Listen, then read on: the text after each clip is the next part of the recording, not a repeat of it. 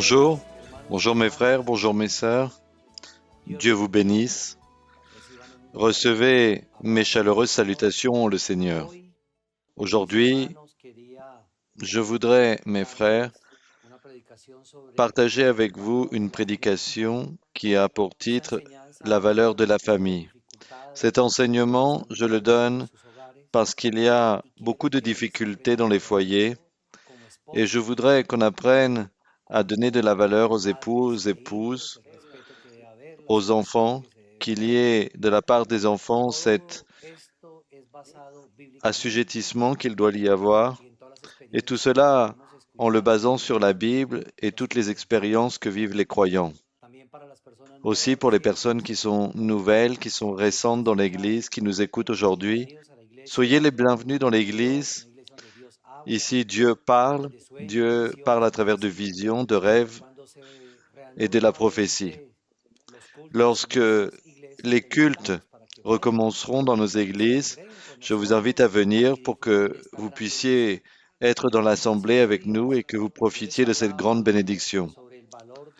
Il y a 8 jours, je vous parlais de la valeur de la femme et je vous disais que lorsque Dieu a commencé par créer Adam, puis après cela a créé Ève, il leur a permis de se recréer avec les animaux, avec les oiseaux. Et Dieu a vu que Adam se sentait seul, alors il a fait de la côte de l'homme la femme. Et Dieu, en faisant cela, a voulu que se forme quelque chose de très beau, le foyer, le couple et la famille. Et je voudrais qu'on parle aujourd'hui de cela, de la famille, de l'harmonie, de la paix qu'il doit y avoir dans nos foyers. Un foyer, c'est un homme, une femme qui se marient ou qui prennent la décision de vivre en union libre. Lorsque deux personnes décident de vivre dans un même foyer, alors, à partir de ce moment, ils se forment un couple, une famille. Et de cet amour viennent les enfants. Et Dieu nous enseigne, par exemple, dans le livre d'Éphésiens, chapitre 5, verset 21. Vous soumettant les uns aux autres dans la crainte de Christ. Qu'est-ce que cela signifie? La crainte de Christ. Cela signifie que nous devons apprendre à partager. Un mariage, ce n'est pas qui dirige qui, non, c'est partager. Il faut apprendre à céder, il faut apprendre à ce que la personne qui est à notre côté, notre proche, le plus proche, notre époux, notre épouse, soit heureux. C'est pour cela qu'il faut se soumettre. Il ne faut pas être celui qui veut imposer les choses. Il faut voir la logique dans les situations et avoir cette maturité que nous devons avoir. Et nous devons apprendre à nous soumettre et voir qui apporte une bonne idée. Parce que lorsqu'une famille s'unit, il faut que les deux aillent de l'avant. Entre les deux, il faut qu'ils s'écoutent. Entre les deux, il faut qu'ils forment un idéal pour le futur, pour que le futur soit partagé par les deux et que cet amour qu'ils se sont promis, qu'il dure jusqu'à ce que on arrête de respirer. Alors mes frères, Dieu nous dit qu'il faut nous soumettre les uns aux autres et cela coûte beaucoup. Pourquoi cela coûte beaucoup? Parce qu'il y a beaucoup d'orgueil, parce qu'il y a beaucoup de vanité. Il y a aussi des malédictions, des sorcelleries, des esprits. La Bible dit que le monde entier est gouverné par le malin. C'est pour cela qu'il y en a beaucoup qui tombent, parce qu'ils ne se sont pas approchés de la gloire de Dieu. Ils n'ont pas voulu se donner à Dieu. Ils n'ont pas voulu se convertir à son évangile, à sa doctrine, alors il faut nous soumettre à Dieu dans la crainte de Christ. Qu'est-ce que cela signifie? Cette crainte, ça veut dire obéir, ça veut dire nous soumettre, être obéissant. Dieu, si nous lisons la Bible c'est la parole écrite de Dieu. La Bible raconte des histoires. Elle narre depuis la création de l'homme comment Dieu a voulu un peuple unique, un trésor. Il a permis que ce peuple se multiplie et il a permis que vienne le Christ pour qu'il change la loi de Moïse et que tous nous ayons l'opportunité de connaître l'Évangile et de connaître la Bible qui est pleine d'ordres, d'ordonnances, de lois pour que nous nous y soumettions. Nous devons nous soumettre à Dieu avec la référence, avec le respect, parce qu'il mérite l'honneur et la gloire pour ce Dieu qui vit. La Bible dit dans le livre de Colossiens, chapitre 3, verset 18, Femmes, soyez soumises à vos maris comme il convient dans le Seigneur. Qu'est-ce que cela signifie? Cela signifie que les femmes, ça ne signifie pas que les femmes doivent être esclaves des hommes, mais ça veut dire que les femmes doivent se soumettre. Et je pense que la femme a cette tendance de vouloir se soumettre à l'homme. Mais il y a aussi des hommes qui les ignorent, il y a aussi des hommes qui ne les aident pas, qui ne les appuient pas. Il y a cependant des hommes qui, lorsque leur femme revient du marché, par exemple, et que la femme dit, je n'ai pas acheté cela ni cela parce que c'était très cher et j'ai acheté plutôt cela. La personne ne le regarde même pas. Le mari oublie que lorsque quelqu'un lui parle, il faut regarder la personne, regarder le visage de cette personne. C'est par respect, parce que l'opinion de son époux compte. Il faudrait lui dire très bien, je te félicite, tu as fait de très bons achats. C'est ce que nous devons faire. Ou par exemple, lorsqu'une femme s'habille, elle demande souvent l'opinion à son mari. Est-ce que les chaussures combinent bien avec la robe? Pourquoi? Parce qu'elle veut se soumettre. Et le mari doit lui dire avec amour, oui, c'est très bien, ça va bien avec ça ne va pas avec ça. La femme veut se soumettre, mais l'homme ne met pas du sien. Regardez ce que dit la Bible dans le livre de Proverbes, dans le chapitre 21, Proverbes chapitre 21, verset 19. Proverbes 21, verset 19. La parole du Seigneur dit ainsi, mieux vaut habiter dans une terre déserte qu'avec une femme querelleuse et irritable. Écoutez bien, ce message est pour les femmes. Dieu, ici dans la Bible, parle de la querelle. Il semble que bibliquement, la femme est plus querelleuse et plus irritable que l'homme. Pourquoi? Pourquoi la femme est irritable? Peut-être parce que l'homme n'a pas donné de valeur à sa femme.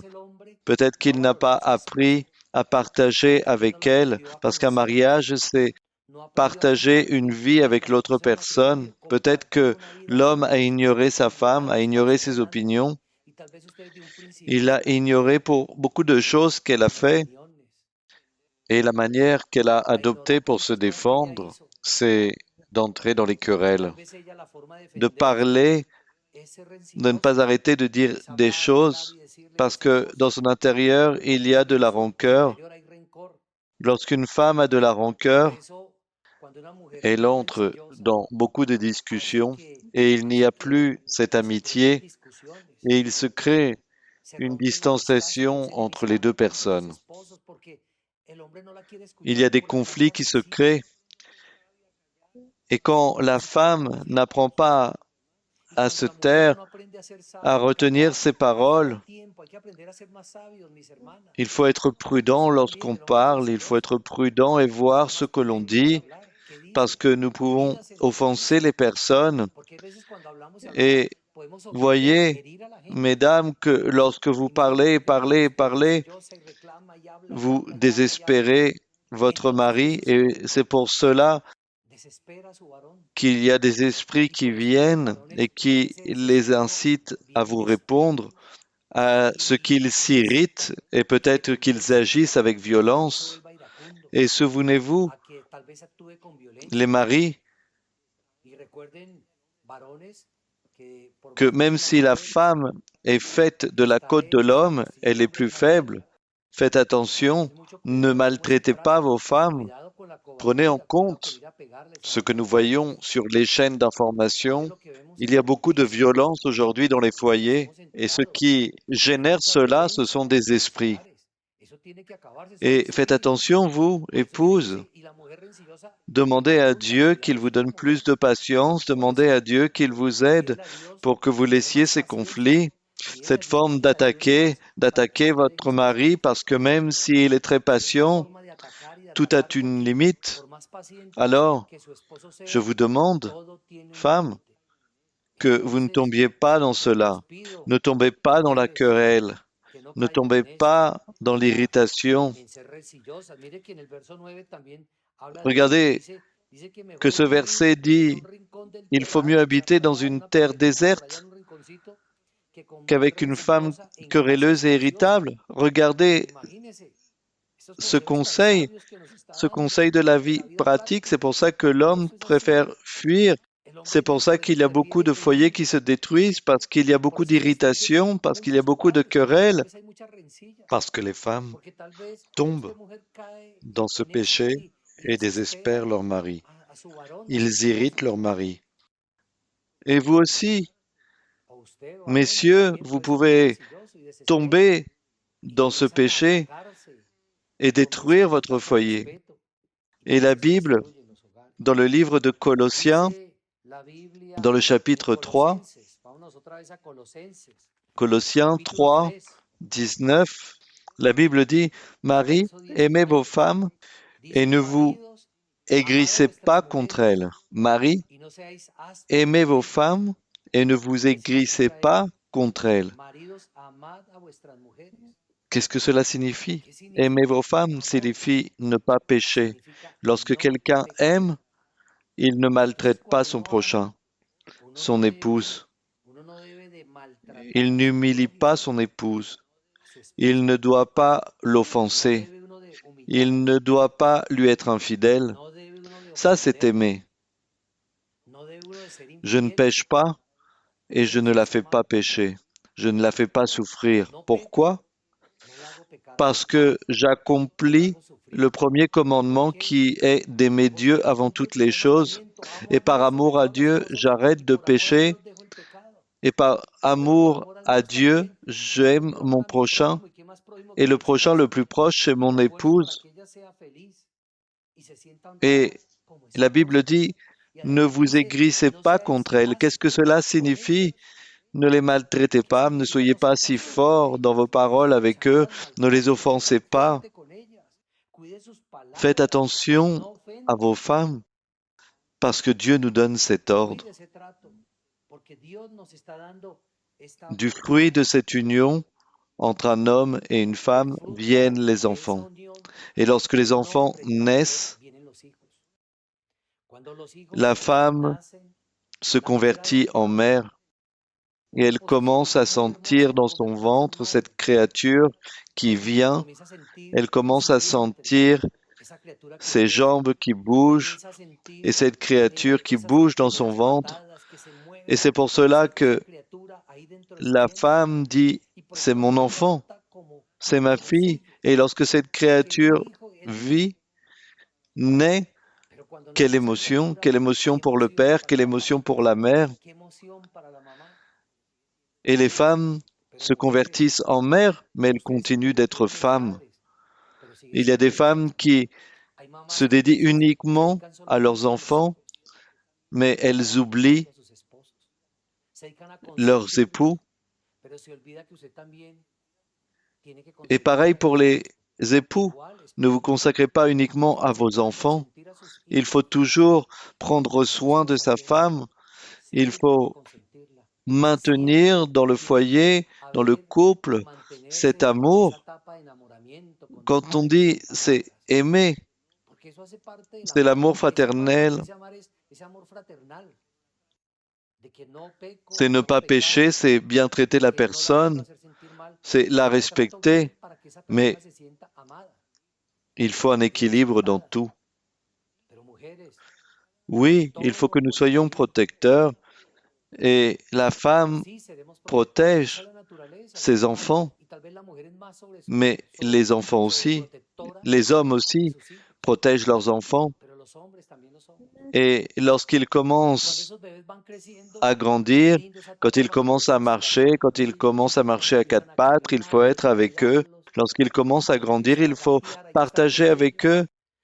Et ils ont 1, 2, 3, 4, 5, 6 ans, 7 ans, et leurs parents deviennent leurs héros. Et pourquoi ils deviennent leurs héros? Parce qu'ils leur donnent cet amour. Et leurs enfants sentent cet amour. Et si les parents se disputent, c'est très difficile parce que les enfants aiment leur père, aiment leur mère. Attention, attention, lorsque les parents commencent à se disputer devant leurs enfants, ça cause beaucoup de mal. Il faut éviter tout cela. S'il y a quelque chose qui est une difficulté, il faut la parler, il faut la discuter, mais en privé. Il ne faut pas créer des souffrances en nos enfants. Cela fait partie d'aimer, cela fait partie de ne pas pécher devant Dieu, cela fait partie de donner le bon exemple à nos enfants.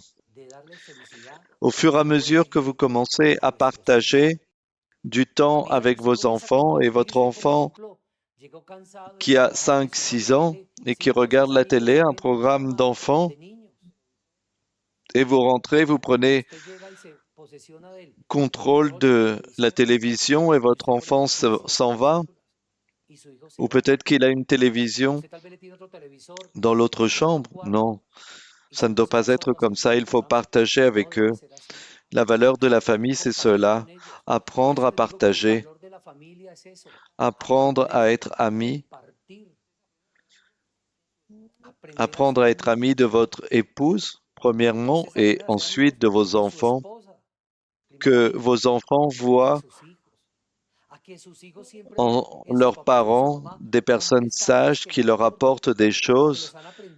Il faut aussi apprendre à écouter, à leur donner de bonnes orientations, à leur enseigner depuis petit quel est le bien, quel est le mal.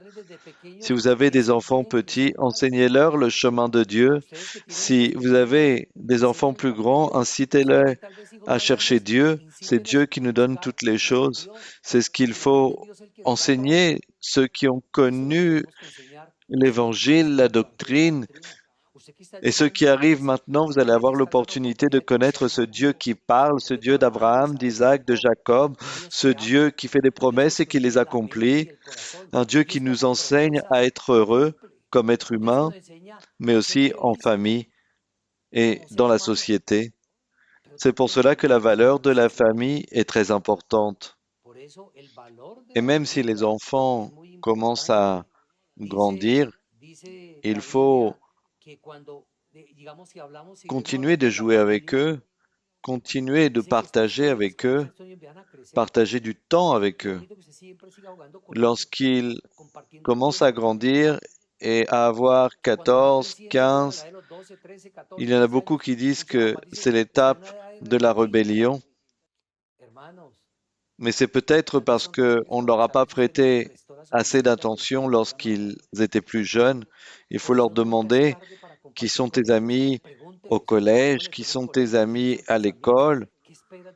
leur demander comment s'est passée leur journée. Il faut partager un dîner avec eux, un jeu en famille, parce que maintenant, tout est jeu électronique. Non, il faut partager un temps avec eux en famille. Avez-vous partagé du temps avec vos enfants? Lorsqu'ils grandissent, ils deviennent plus indépendants, mais s'ils ont vu le bon exemple dans leurs parents, ils seront toujours là, proches, à demander des conseils. Et il n'y a pas de meilleur conseil qu'un conseil d'un père, d'une mère. C'est pour ça que la Bible dit, enfants, obéissez à vos parents en tout. Et c'est cela, dans le chemin de Dieu, il faut plaire à Dieu en tout, comme homme, comme femme, comme époux, comme épouse, comme enfant. Il faut faire les choses pour Dieu. Il faut glorifier Dieu avec notre manière de vivre, d'agir, de travailler, d'étudier, de nous habiller comme citoyens d'un pays. C'est pour cela que l'Évangile nous enseigne à avoir des vertus, des comportements. Mais la première chose, c'est qu'il y ait de l'unité dans votre foyer. Vous avez cette responsabilité dans votre foyer de former des hommes et des femmes pour demain. La Bible dit que le monde entier est dominé par le mal, par le diable, mais nous sommes différents. Nous devons être différents, nous devons être des hommes et des femmes de Dieu. Et la Bible dit, enfants, obéissez à vos parents. Il n'y a pas de meilleur conseil que les conseils du père ou de la mère. Beaucoup de situations se passent dans la vie de nos enfants et on doit avoir cette capacité comme parents à pouvoir les orienter. C'est pour cela qu'il faut demander à Dieu qu'il nous donne cette capacité à être de meilleurs époux, mais aussi à être de bons parents. Au fur et à mesure que nos enfants grandissent, ils vont arriver à un moment où ils vont partir de chez nous et ils vont devenir indépendants et ils vont peut-être se marier, mais il faut aussi penser que de là va se former une autre famille, des jeunes qui se marient. Apprenez vous aussi à vous tolérer les uns les autres. Dans les foyers, il y a des choses qui doivent se résoudre en interne. Il faut se corriger aussi. Et ce qu'il faut savoir, c'est que nous n'arrêterons pas d'être parents, même si vos enfants ont 50 ans. On se réjouira toujours des triomphes, mais aussi nous pleurerons des difficultés de nos enfants. C'est pour cela que vous, les jeunes, vous devez apprendre avec les années et lorsque vous arrivez à la maturité, faites les choses bien.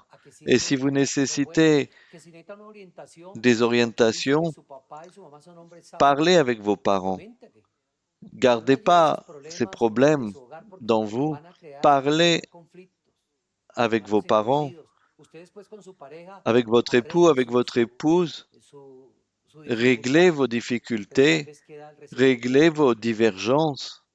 C'est pour cela que je vous invite, car il y a des choses qui sont pour les personnes qui sont plus âgées, et vous allez peut-être comprendre tout ce que fait un père, une mère pour ses enfants. Il y a peut-être des enfants qui oublient très rapidement, les efforts de leurs parents. Ils vont vivre. Peut-être que l'enfant s'est préparé intellectuellement et parle maintenant une autre langue, mais d'où sort-il cela? De ses parents, et avec l'aide de Dieu, il a pu avancer dans sa vie, qu'il ne soit pas ingrat. Il ne faut pas sous-estimer ses parents. Et il y a un conseil qui est aussi pour les parents, qu'il ne faut pas exaspérer ses enfants. Qu'est-ce que cela veut dire? Qu'il faut faire attention. Il y a des manières de parler à nos enfants. Il y a des parents qui veulent être très dominants avec leurs enfants, mais il faut apprendre à dialoguer. Il faut avoir une bonne communication, un bon dialogue avec ses enfants. Et si vous le faites de cette manière, ils vont apprendre à vous respecter, à obéir. Mais il y a des parents qui sont très actifs et qui veulent s'imposer sur chacun de leurs enfants. Alors, ils les exaspèrent. Et lorsque les enfants se désespèrent, alors ils se fâchent. Alors, lorsqu'ils se fâchent, ils ont de la colère. Et lorsqu'ils ont de la colère, ils manquent le respect à leurs parents. Mais tout cela déplaît à Dieu. Mais quelle fut la motivation? Les parents qui sont devenus des personnes qui cherchent la querelle par manque de savoir-vivre, et ils veulent imposer les choses à leurs enfants, mais il faut apprendre à connaître ces enfants pour ne pas les désespérer, pour ne pas les irriter, pour qu'ils ne perdent pas le respect. C'est pour cela qu'il faut avoir de la patience, mes frères. Comme parents, nous devons protéger nos enfants. C'est notre nature, mais enfants, comprenez aussi vos parents, ayez de la patience avec eux, et vous, parents, sachez aimer et parler à vos enfants pour qu'il n'y ait pas d'exaspération et que vos enfants écoutent vos beaux conseils, les bons conseils qui viennent du père et de la mère. La Bible dit dans Proverbes, non, dans Éphésiens chapitre 4, je vous exhorte donc, moi, le prisonnier dans le Seigneur, à marcher d'une manière digne de la vocation qui vous a été adressée. L'apôtre Paul disait, prisonnier dans le Seigneur, à marcher d'une manière digne de la vocation qui vous a été adressée. Sachez-vous qui m'écoutez aujourd'hui pour la première fois, si vous, si vous m'écoutez aujourd'hui, c'est parce que Dieu l'a voulu. C'est parce que Dieu a voulu que vous sachiez qu'il vit, qu'il existe, et il a permis que le Seigneur Jésus-Christ vienne et qu'il parte pour qu'il nous envoie le nouveau consolateur et pour qu'il nous parle aujourd'hui et pour qu'il vienne vivre dans notre cœur et qu'il soit dans nos pensées. C'est ce que veut Dieu. Dieu veut que vous et moi, nous ayons une vocation, la vocation d'être des enfants de Dieu qui lui obéissent, qui ont de la crainte envers lui, que vous et moi donnions le meilleur de nous-mêmes pour que de cette manière Dieu dise, celui que j'ai appelé, cette personne que j'ai appelée, il va recevoir la grande bénédiction que j'ai préparée pour eux, la vie éternelle. Et pour cela, il faut être un bon père, il faut être un bon enfant, il faut être une bonne femme, une bonne épouse. Et pour tout cela, nous avons cette vocation de plaire à Dieu dans chaque minute, chaque seconde de notre vie. C'est pour cela que c'est important de lire la Bible, c'est pour cela que c'est important de chercher Dieu de tout son cœur, parce que Dieu nous donne de l'entendement, de la compréhension. Et il faut dire, Seigneur, nous voulons te plaire, nous voulons être heureux, nous voulons que ce foyer, que cette famille soit remplie de joie, de paix, de tranquillité. Mais pour cela, il faut se disposer pour Dieu, comme le dit le verset 2, en toute humilité et douceur. Qu'est-ce que signifie avec humilité?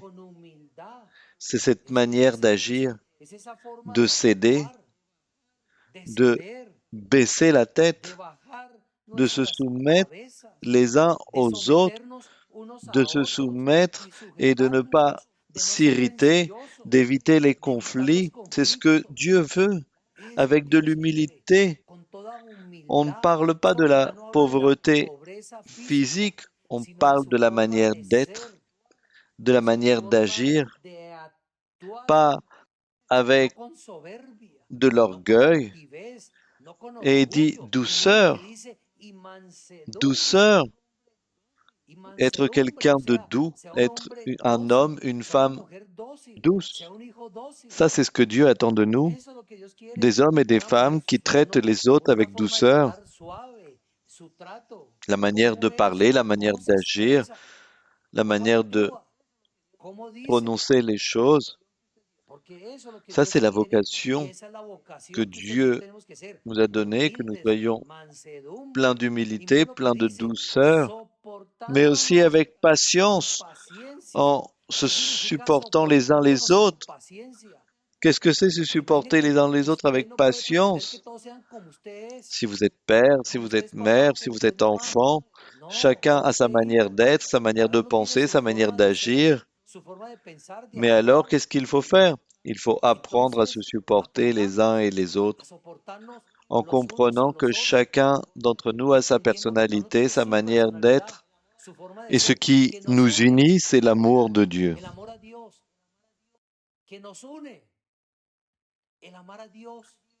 Le fait de connaître ce Dieu parce qu'on a la même vocation, il faut se dédier à lui parce que nous pensons à la vie éternelle, nous pensons à partager la vie ensemble ici sur la terre, mais aussi là-bas, ici dans ce premier ciel. Et pour que ce soit un premier ciel, il faut que Dieu habite avec nous.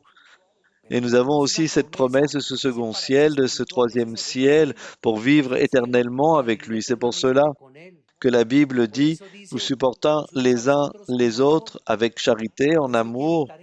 Attention, mes frères, avec votre manière de parler, avec votre manière de répondre, avec vos gestes. Faites attention de toujours plaire à votre prochain et d'agir avec eux avec de l'humilité, avec de la douceur, avec de la patience. Et Dieu se plaira vers tout cela. On doit apprendre à être plus tolérant, à ne pas être à l'offensive, à ne pas nous plaindre autant. Ayons de la patience. Tout a un temps.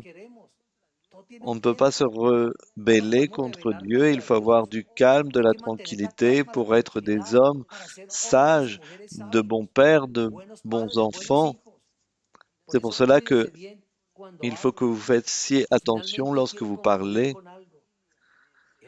La valeur de la famille en le Seigneur, c'est qu'il y ait une vraie amitié. Une vraie amitié entre les époux, que vous appreniez à connaître votre femme, à connaître vos enfants, à connaître, et vous, enfants, apprenez à connaître vos parents. Donnez le meilleur de vous pour qu'il y ait une bonne compréhension, un bon dialogue. Il y a beaucoup de temps que nous sommes dans cette quarantaine, dans ce confinement. S'il faut demander pardon, demandons pardon, mais aussi démontrons-le avec des œuvres, avec des gestes. Démontrons aussi qu'il se peut changer, que nous pouvons changer. C'est possible, il y a encore le temps. Si vous voulez être heureux, maintenez cette amitié, cette compréhension pour que Dieu voit que vous donnez de la valeur à votre famille, une famille en le Seigneur, que vous voulez apprendre à aimer, à se tolérer. Et lorsque vous allez être dans la communauté aussi, vous allez le faire et Dieu va vous voir et Dieu va se plaire. C'est pour cela, mes frères, c'est possible. C'est possible d'être de bons époux. Oui, c'est possible d'être de bonnes épouses. Oui, c'est possible d'être de bons parents. Oui, c'est possible d'être de bons enfants. Oui, c'est possible d'avoir une bonne amitié, une bonne compréhension entre tous. Luttons pour cela et prions le Seigneur, Dieu de la gloire, Père qui est bon, bénis nos foyers pour qu'il y ait de la paix, de l'harmonie, de la bonne compréhension. Coupe les malédictions, les sortilèges, tout esprit d'irritation, de colère. Retire-les, Seigneur, permets-nous de faire le meilleur devant toi et donne-nous, Seigneur, la bonne compréhension des choses, la sagesse comme parents Permets-nous de connaître ton évangile, ta doctrine, et tends ta main puissante aussi pour guérir des maladies incurables. Bénis-nous et guéris-nous aussi de l'âme. Retire toute sorcellerie, tout sort qui a été jeté. Aide-nous économiquement pour payer les dettes, les compromis qu'il y a. Il y a beaucoup de personnes, Seigneur, qui perdent leur travail. Ouvre les portes.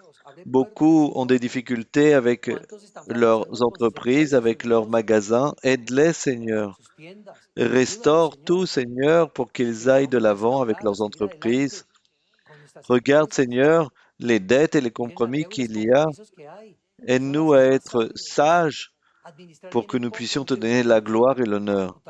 Sentimentalement, Seigneur, aide à ce qu'il y ait cet amour entre les époux, avec les enfants. Peut-être aussi qu'il y a beaucoup qui sont célibataires. Bénis-les, Seigneur. Donne-leur cette bénédiction de trouver la personne qui leur convient. Libère-nous, Seigneur, pour que nous ayons toujours cette soif, que nous voulions les dons spirituels pour travailler pour toi, mais aussi, Seigneur, que nous souhaitions obtenir la vie éternelle. À notre sœur Maria-Louisa, là où elle se trouve, bénis-la, donne-lui beaucoup d'années de vie. Bénis-la, Seigneur. À ton Église au niveau mondial, bénis-la, Seigneur. Nous voulons nous réunir, Seigneur. Pour le moment, nous profitons de cette grande bénédiction de voir notre sœur Maria-Louisa à travers des méditations, des prédications.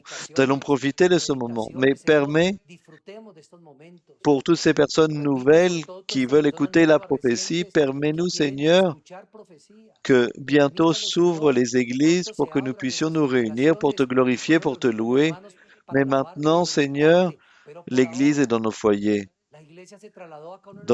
comme Église, et que dans ce lieu, nous ayons l'opportunité d'écouter l'enseignement, de te louer, de lire la Bible, Père qui est bon, de nous approcher de toi, Seigneur. Seigneur, aie miséricorde du monde. Aie miséricorde de ce monde pour que cette pandémie termine bientôt, Seigneur. Que nous trouvions ce vaccin ou que tu fasses disparaître ce virus, Seigneur, parce que tu nous as fait comprendre clairement que c'est un châtiment. Nous le méritons, Seigneur, parce que l'humanité t'a oublié, parce que l'humanité a oublié de te donner l'honneur et la gloire, et beaucoup de personnes sont perdues, mais à nous, tu nous as donné l'opportunité de te connaître. Aie miséricorde, Seigneur de l'humanité, de nous tous, et aide-nous à aller de l'avant. Au nom du Seigneur Jésus-Christ. Amen et Amen.